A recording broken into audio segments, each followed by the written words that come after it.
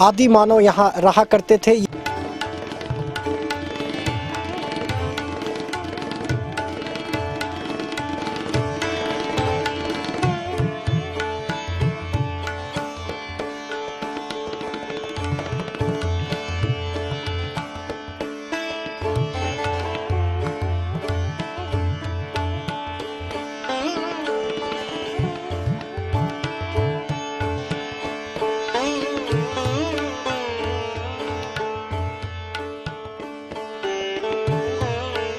माँ विश्वेश्वरी देवी का एक प्राचीन मंदिर है।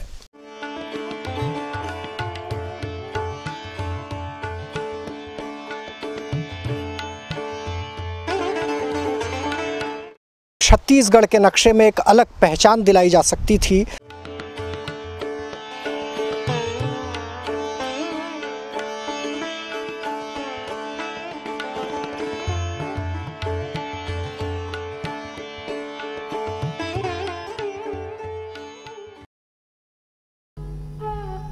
कोसगाई एक ऐसा धाम जहां की यात्रा जीवन के कष्टों से मुक्ति दिलाने के लिए काफी है। मां का एक ऐसा दरबार जहां से कभी कोई निराश नहीं लौटता।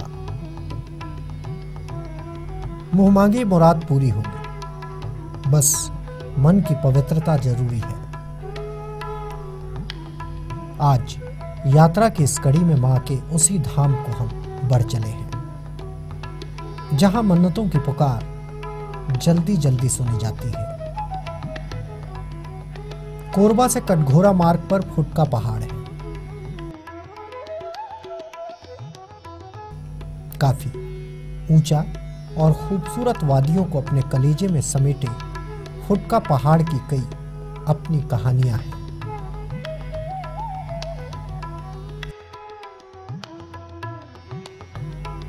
इन वादियों की खामोशी भी सुकूनियत की नींद के लिए काफी है। हम कोरबा से अजगर बहार की ओर जाने वाली राह पर चल पड़े हैं और अजगर बहार से कुछ ही दूर पहले उस राह पर मुड़ गए हैं जहां की फिजाओं में माता की भक्ति और उसके आशीर्वाद की खुशबू फैली हुई है।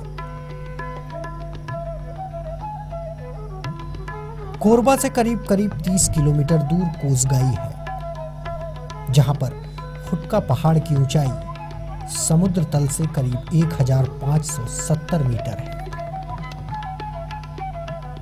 जितनी ऊंचाई है उतनी ही खूबसूरती भी है।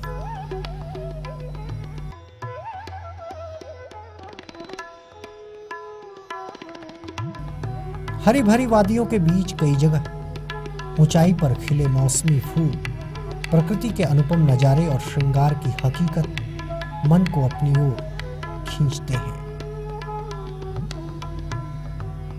इन वादियों के बीच से कानों तक आता पक्षियों का कलरव, जंगली और इमारती वृक्षों की मादकता भरी खुशबू मन को नशेमंद बना देती है। इन वादियों से गुजरते वक्त मुझे रफी साहब का वो गीत याद आ गया जिसमें उन्होंने ऐसी ही हसीन वादियों को शब्दों के जरिए सुरों में पिरोया। ये वादियां ये फिजाएं बुला रही है तुम्हें। ये वादियां ये फिजाएं बुला रही है तुम्हें। खामोशियों की सदाएं बुला रही है तुम्हें। ये वादियां ये फिजाएं बुला रही है तुम्हें। इस गाने की याद जैसे ही जुबां पर आई हम कोसगाई पहुंच गए।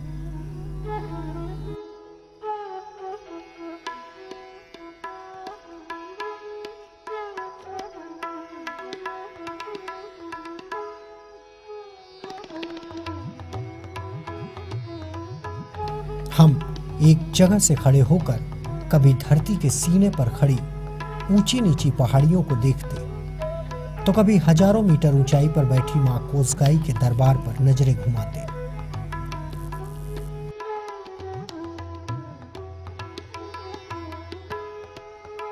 हमारी टीम के कुछ साथियों ने बताया कि मां जिस जगह पर बैठी है वो काफी ऊंचाई पर है।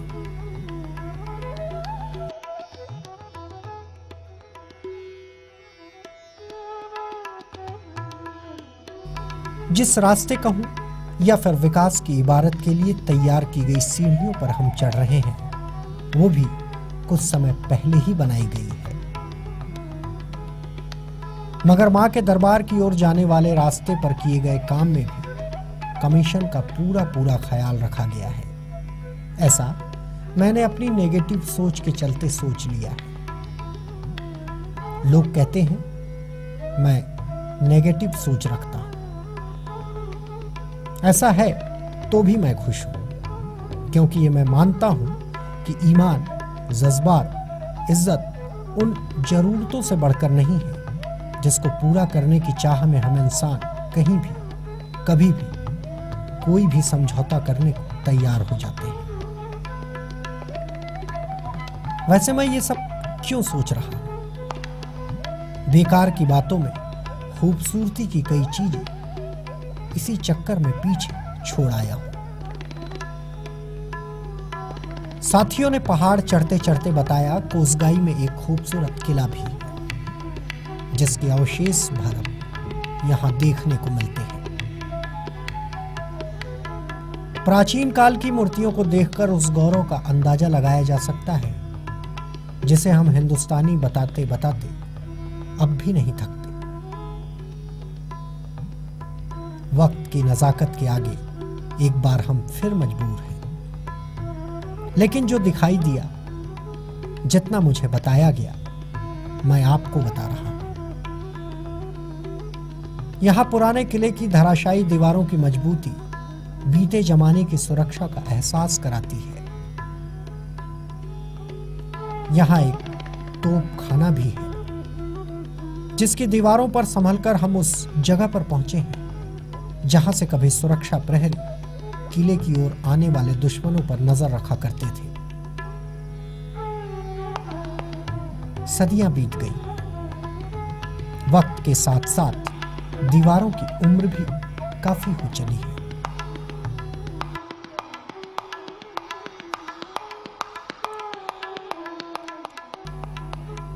यहां एक प्रवेश द्वार भी है, जिसको काटकर अब सीढ़ियों की शक्ल दे दी गई है। कहते हैं इस गुफानुमा रास्ते से एक बार में एक ही आदमी प्रवेश कर सकता था। अब तो कई लोग एक साथ चढ़ उतर रहे हैं। हाँ, खतरे बहुत हैं, फिर भी हादसे की उम्मीद कम होती है, क्योंकि ऊपर में मां बैठी है, वो सबका ख्याल रखती है। वो जगत जननी है। हर भक्त की औकात उस दरबार में बराबर है। फिर क्या छोटा, क्या बड़ा। कौन है राजा, कौन भिखारी, कौन है राजा, कौन भिखारी, एक बराबर तेरे सारे पुजारी। तूने सबको दर्शन देके, तूने सबको दर्शन देके अपने गले लगाया शेरा वालिए। तूने मुझे बुलाया शेरा वालिए, वो जोता वालिए, पहाड़ा वालिए, ओ मेहरा वालिए। तूने मुझे बुलाया शेरा वालिए, मैं आया शेरा वालिए। हम करीब करीब काफी ऊपर तक आ चुके हैं, बस थोड़ी दूर और है।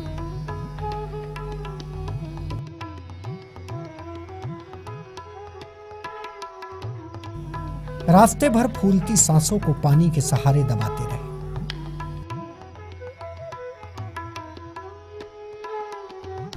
रास्ते भर उन भक्तों की सूरत पर नजर गड़ाए रहे जो हजारों मीटर ऊपर जाकर अब नीचे आ रहे हैं।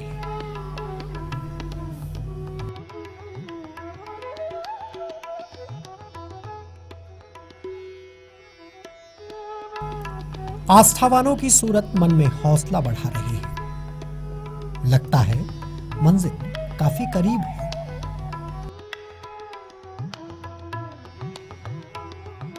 मां के दरबार की दूरी और हमारे बीच बस चंद सीढ़ियों का फासला बच गया है। मिलता सभी को और खुशियों का, मिलता सभी को और खुशियों का, बस धार फकीरी पड़े अलग जगानी, पर्वत पे एक गुफा सुहानी सुहानी सुहानी, पर्वत पे एक गुफा सुहानी सुहानी सुहानी, पर्वत पे एक गुफा सुहानी। हम उस दरबार में आ गए हैं जिसे भक्त कोसगाई दाई के नाम से जानते हैं।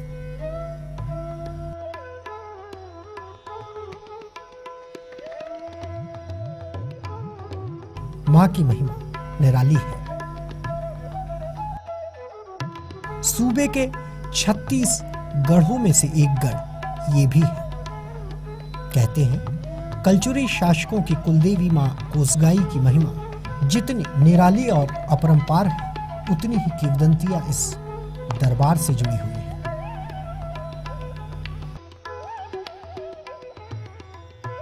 मां की मनमोहिनी सूरत देखकर सच में ऐसा एहसास हुआ कि संसार में इसके सिवा कुछ भी तो नहीं है। प्राचीन मूरत के तेज को देखकर यकीन किया जा सकता है कि मां उन शासकों की कुलदेवी है जिनके गौरव का यशगान आज भी लोग करते हैं।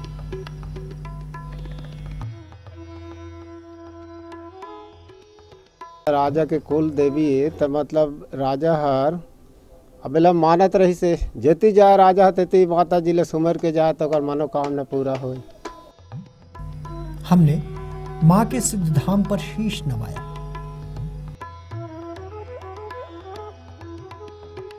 हजारों हजार श्रीफल और मन्नतों की चुन्नियां इस दरबार में भक्तों की अगाध श्रद्धा का परिचय ही नहीं देती, बल्कि ये कहती है मां सबकी बिगड़ी बनाने वाली है। मैया के होते तू पगले घबराता है क्यों, डरता है क्यों, मां ममता रूपी सागर है, आंखों में पानी भरता है क्यों, मैया के होते तू पगले घबराता है क्यों, डरता है क्यों, मां ममता रूपी सागर है, आंखों में पानी भरता है क्यों। कब दूर है तुझसे मायंबे, जब चाहो उसे बुला लेना, जब सुख का दूर सवेरा हो, मैया की ज्योत जगा लेना, जब चारों तरफ अंधेरा हो,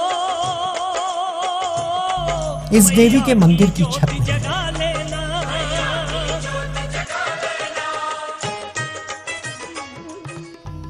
चारों ओर दीवारें हैं मगर छत खुली हुई है।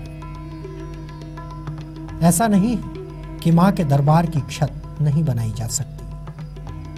कई बार कोशिशें भी की गई मगर एक अनहोनी सब कुछ बिगाड़ कर रख देती है।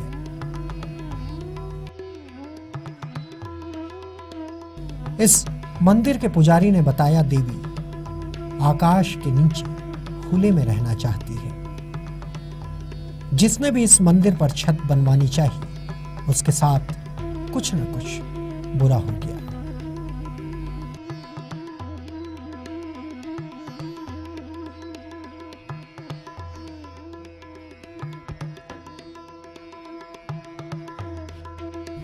सैकड़ों साल बीत गए। मां बारिश, गर्मी की तेज धूप और कड़ाके की ठंड सहती है। एक मंदिर में गुम्बज नहीं बना थे, माता जी पसंद नहीं है। माता जी के कहना है 4 महीना धूप कल्ला, 4 महीने बारिश कल्ला, 4 महीने जड़ कल्ला, सब ला सहूँ असाध हूँ, दुनिया ला देखूँ तो सबके लिए सहायता हूँ। ओकर कारण मतलब गुम्बज नहीं बना थे।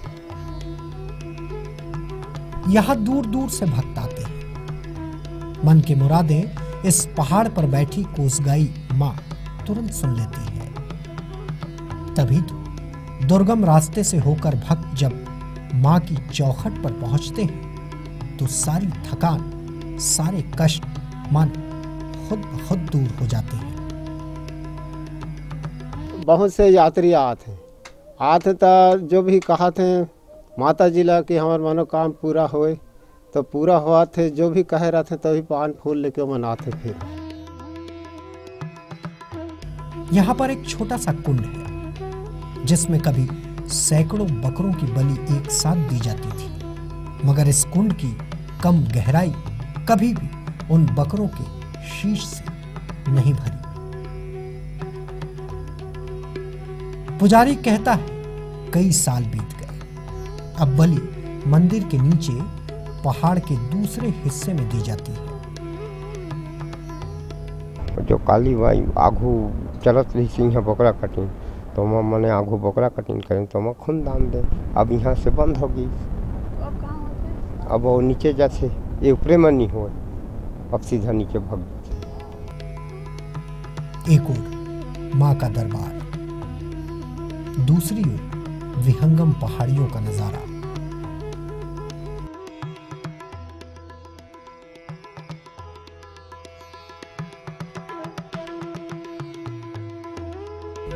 माँ के दरबार में भक्तों की हाजिरी लगने के बाद हमने कुछ से बात की।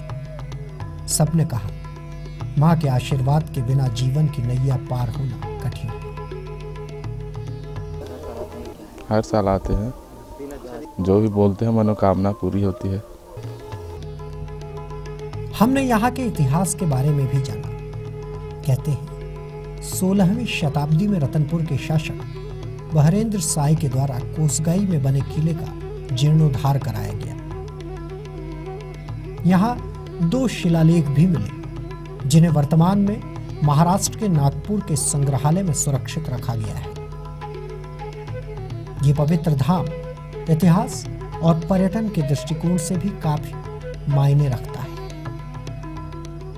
यहाँ पहाड़ के एक हिस्से में गौमुखी झरना है जहां तक पहुंचना आसान नहीं है।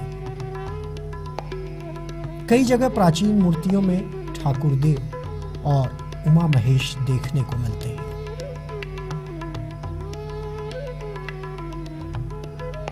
इन तमाम बातों, तमाम दृश्यों को देखकर कभी कभी लगता है धरती पर ही स्वर्ग है, क्योंकि यहाँ जगत जननी माँ है, हसीन वादियां हैं, पहाड़ हैं, झरने हैं, पक्षी हैं, फूल हैं और सबसे बड़े वो लोग रहते हैं जिन्हें मैं, आप और हम सब इंसान कहते हैं।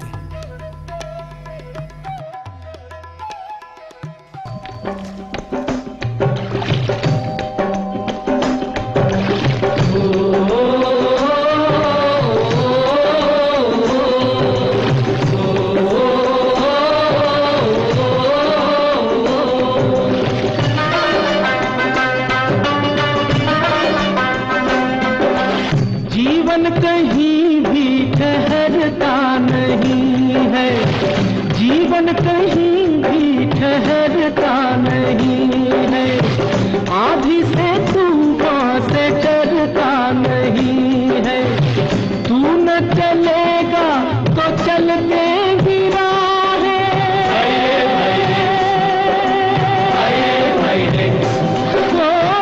तू न चलेगा तो चलते मंजिल को तरसेंगी तेरी निगाहें, तुझको चलना होगा, तुझको चलना होगा, तुझको चलना होगा, तुझको चलना होगा। जिंदगी का सफर किसी यात्रा से कम भी तो नहीं है, ये यात्रा यूं ही जारी रहेगी।